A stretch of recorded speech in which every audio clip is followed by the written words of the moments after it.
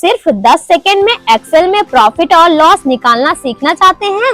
अगर हाँ, तो इस वीडियो को अंत तक जरूर देखें, क्योंकि आज मैं आपको सबसे आसान तरीका सिखाने वाली हूँ, जिससे आपका घंटों का काम मिनटों में हो जाएगा।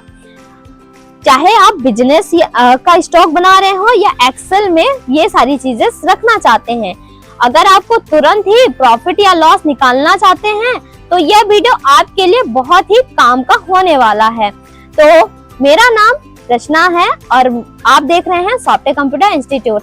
आज की इस वीडियो में हम सीखेंगे कि एक्सेल में प्रॉफिट और लॉस का कैलकुलेशन कैसे बनाते हैं, वो भी बिल्कुल आसान तरीकों से, फॉर्मूले के साथ। तो चलिए बिना समय गवाए शुरू करते हैं।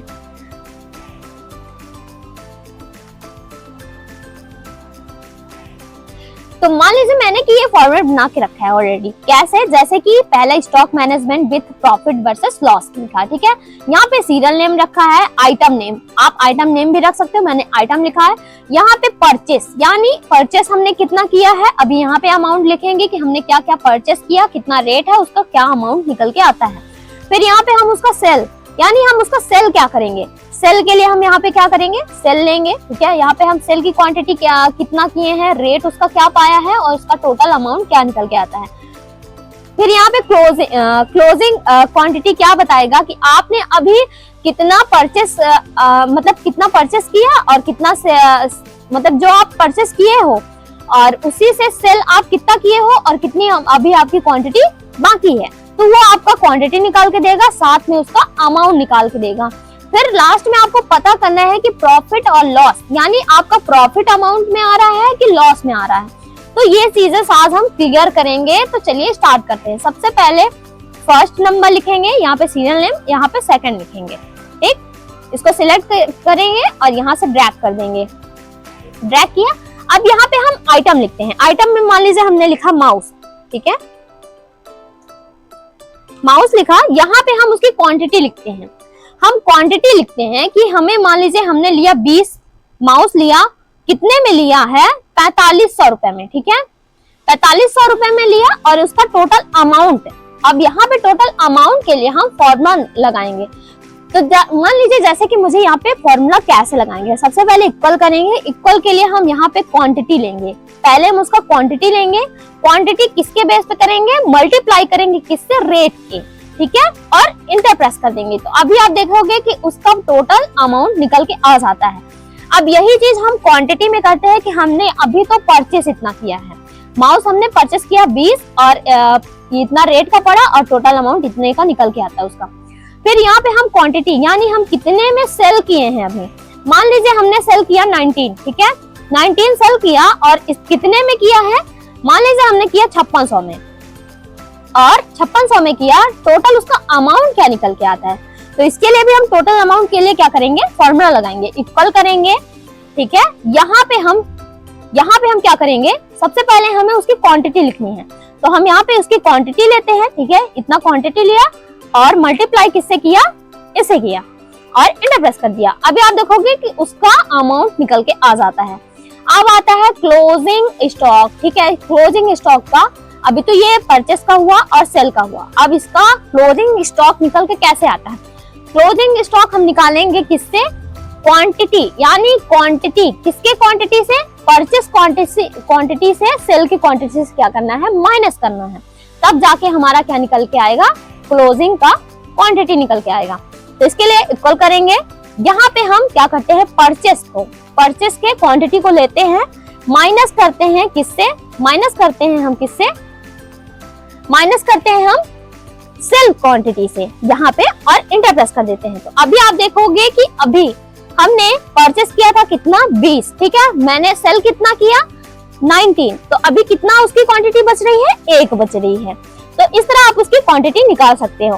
फिर आता है इसका अमाउंट भी निकालना पड़ेगा। तो अमाउंट निकालने के लिए हम क्या करते हैं, इसके लिए इक्वल करेंगे। इक्वल किया, यहाँ पे हम उसकी क्या लेंगे, क्वांटिटी लेंगे। इसकी क्वांटिटी लिया, मल्टीप्लाई किया किसके, परचेस के रेट से हम क्या करेंगे, मल्टीप्लाई करेंगे।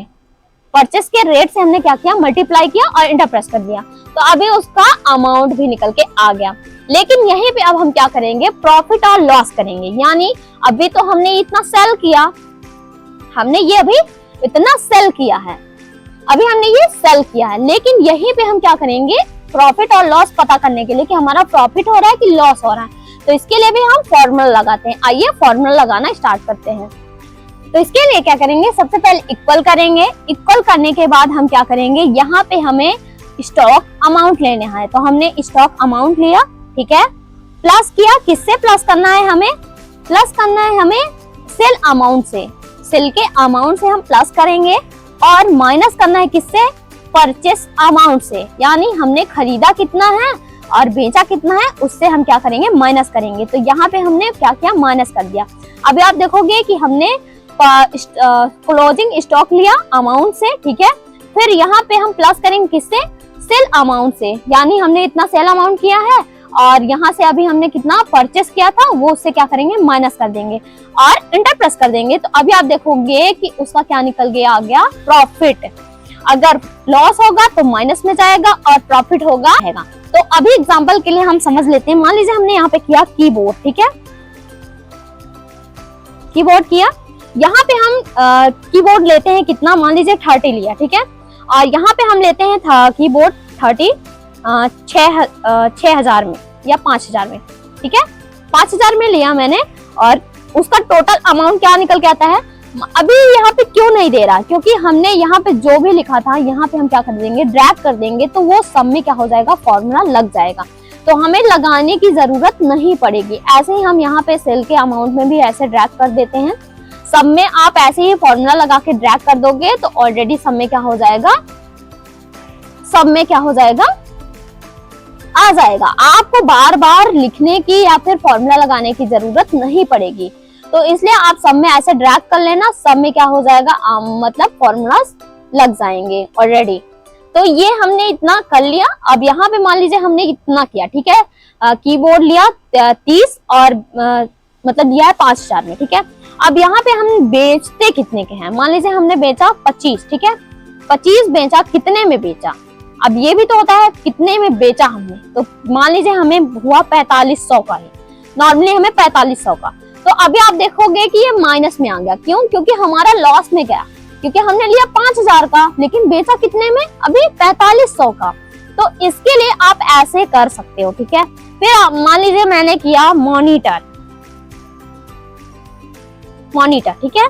यहाँ पे मॉनिटर लिया मैंने 5 और लिया कितने में, 7,000 में, ठीक है। और 7,000 में लिया इतना, तो अभी आप देखोगे कि इसका अमाउंट दे दिया, एक साथ दे दिया। कैसे दिया, क्योंकि इसमें पहले से ही फॉर्मूला लगे हैं।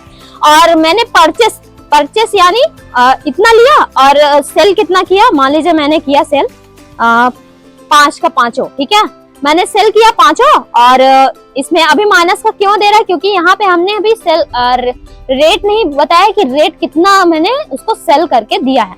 मान लीजिए मैंने किया 8,000 का, ठीक है। 8,000 का सेल किया तो ऑलरेडी किसमें जाएगा आपका, कि यानी आपका प्रॉफिट कितना होता है 5,000 का। तो इसमें ये पता चलता है। और लॉस कितना, इसमें लॉस हुआ तो ये भी बता दिया कि 12,500 का आपका क्या हुआ, लॉस हुआ। तो इस तरह आप सब में पता कर सकते हो। तो देखिए ये हमने पूरा क्लियर करके ऐसे रख लिया। देखिए अभी ये माइनस पे है, ठीक है।